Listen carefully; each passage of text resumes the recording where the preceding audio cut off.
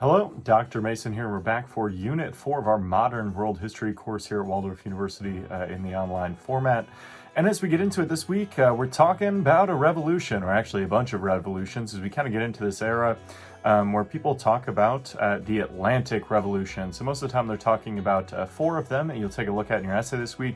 You also have a short quiz assessment, as well as you have discussion board post as usual. So first, let's think about the discussion board post, because that's what you're going to have to knock out first, maybe.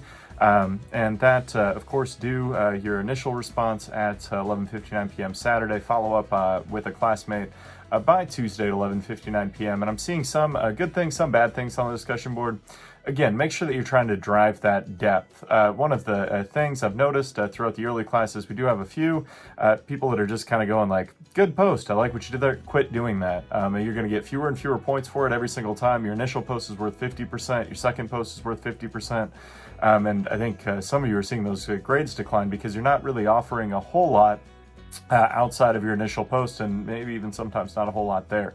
So again, be thinking about how you can bring in your own arguments, your own perspective, as well as analysis and research to underwrite the things that you're saying. I think that's critically important.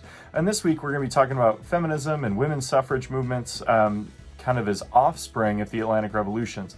You can either, after you read the text, you should be well prepared to think, answer that question as why or why not, and then provide some of that exemplification.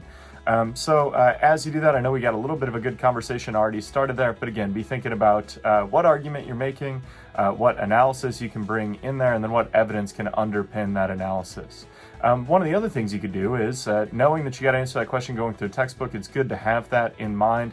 I always think about if I were taking this class, I'd watch this video and look at the assignment instructions first, and then as I go through the reading and other research, really be paying attention to what I'm doing. And your quiz this week will really help with that. So one of the things, as you get into this, this is really short. It's only at 12 matching, but you're going to be taking different historical quotes, definitions, and matching them to its author, place, or time.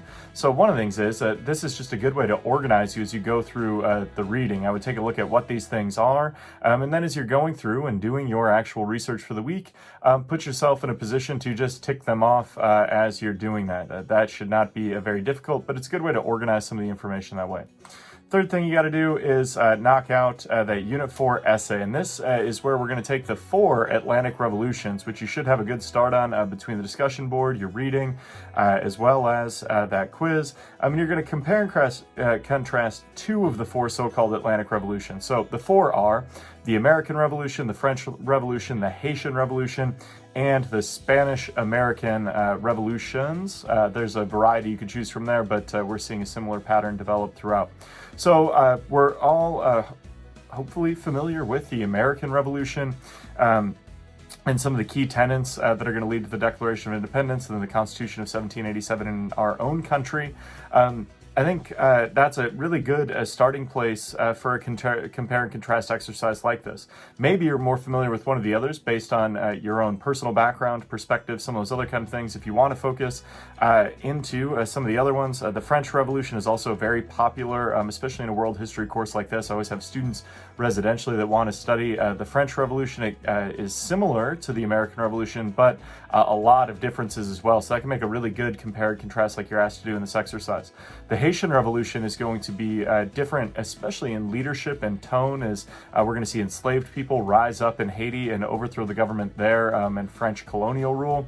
And then the Spanish also are being ousted from many of their colonial holdings. So where you're looking at the Americas obviously are overthrowing their English colonial status. The Spanish American revolutions are overthrowing Spanish colonial rule. The Haitian revolution is overthrowing French colonial rule.